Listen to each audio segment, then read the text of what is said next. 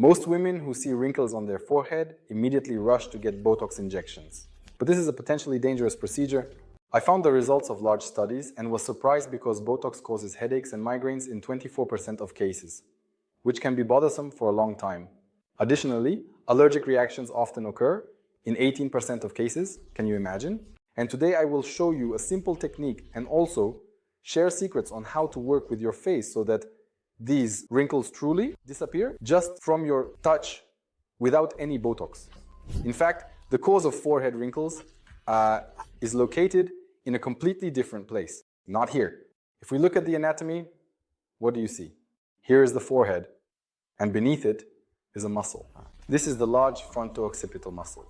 And look at how it runs. It runs from the forehead, then through the entire aponeurosis of the head, and then goes back to the occiput.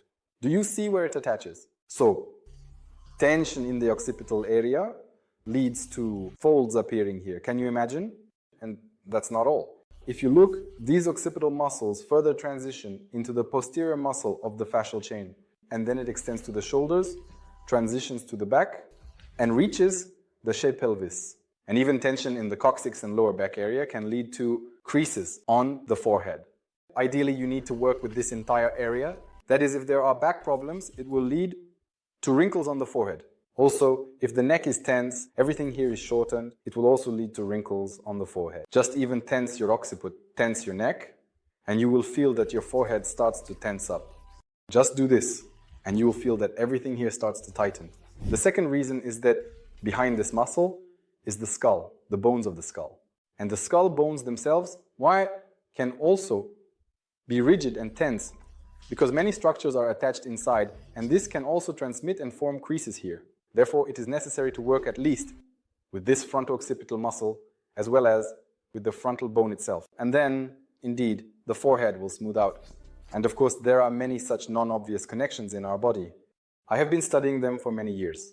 Many doctors, cosmetologists, and other specialists simply do not know this. Therefore, they have their tools, a cream or a syringe with Botox, and that's what they offer. But when you understand the cause and effect relationship, you can help yourself in an eco-friendly way without harming your health. And, well, you can start doing this right now because I have put together a free course of effective techniques for you. You just need to follow the link and start doing them. Now I'm going to show you the exercises. We will be working with the fronto-occipital muscle. Watch. First, you can simply do a massage and it will have an effect. For this, you need to relax the occipital area.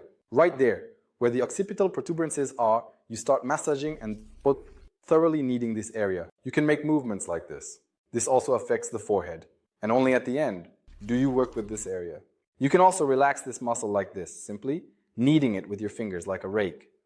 And this smooths out the muscle. The muscle begins to relax. So with these rakes, you can do it here, along its path, and here. This is the simplest option that I am showing. What else can be done next? If you look, the fibers of this muscle go towards the crown of the head. I recommend grabbing it from both sides and starting to pull it towards the crown of the head. When you pull and hold it here, under tension, it will begin to relax completely. What do? So, you place one hand on the back of the head, the other hand on the forehead, and you start just shifting it, right? You can tense the muscle, that is, make a surprised face, raise your eyebrows. Feel how it works. You will feel how the back of the head starts to tense and how the forehead begins to tense. There, feel this muscle. What are you doing? So you start to pull it towards the crown of the head in reverse. So you are kind of lifting both hands upwards, right? You start to pull. Pull towards the crown and then stretch upwards with the crown as well. Stretch as much as possible and hold. Hold like this for 30 seconds. Yes, your arms might get tired, but bear with it a little. Take another deep breath. Relaxation will come stronger and faster. And after relaxation sets in, you start in the opposite direction. Lower your eyebrows down. Like this. Don't worry, your eyebrows won't actually drop, but they will relax. And repeat like this. That is, you pull it towards the crown of your head. After holding for 30 seconds, then you start to release the back of the head down and stretch the eyebrows, the entire forehead down as well. In this way, also of course, I recommend relaxing the neck, because the better you relax the neck, especially the back of the neck, stretching it, this also relaxes the forehead. And that's not all. What else can be done? You can work with the bone itself. What can you do? I recommend a very simple technique, which is tapping. That is, you just direct your attention to your forehead, focus your attention and tap, and you will feel that when you tap, some areas will be denser. Often, this is the area of the bridge of the nose. And find where there is density. Just start tapping and breathe. Inhale. Exhale. Do it with both hands. And you are precisely removing the tension that is in the bones. This is such a simple technique that anyone can do. There are, of course, more advanced techniques for working with the skull, which I teach at the Academy. But they require high perception and the development of hand sensitivity. You can work with all the bones of the skull, with all the structures in the body, but with this kind of technique, you can feel it yourself, close your eyes and immerse yourself in the sensations. Where there is no tension, it feels easy. And where there is tension, stiffness appears under your fingers, and you start observing this area, taking a breath in and out. And this area begins to melt, and the forehead starts to smooth out. After this, you can do simple things like this for the skin, rubbings, or these kinds of kneadings. All of this works on the skin, smoothing it out. But understand, it's often said, oh, I do massages and there's no effect, or some exercises. The thing is, people mainly focus only on the skin. If you only rub the skin, the effect lasts for 5 minutes.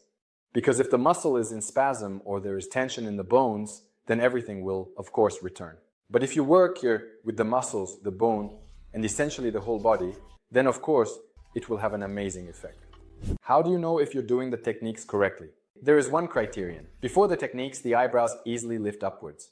When you perform the techniques, relax the forehead and the muscle, it becomes harder to lift the eyebrows upwards because the muscle is relaxed.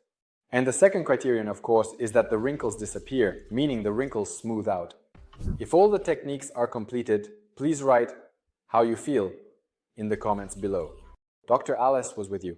Here on the channel, I talk about how to be healthy, how to be beautiful, and how to help yourself and your loved ones with natural methods. So be sure to like and subscribe. See you next time.